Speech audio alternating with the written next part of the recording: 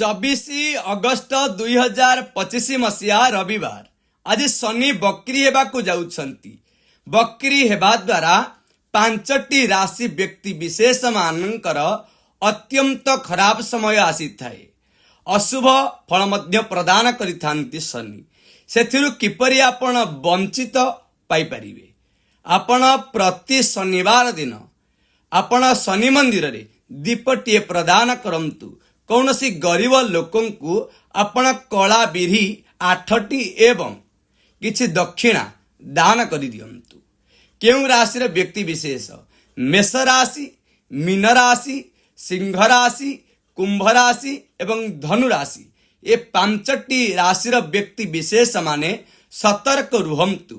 କାହିଁକି ନା ଶନିଙ୍କର କୁପ୍ରଭାବ ପଡ଼ିପାରେ। ଆପଣ ସଦା ସର୍ବଦା ନ୍ୟାୟରେ ଆପଣ ଆଗମନ କରନ୍ତୁ।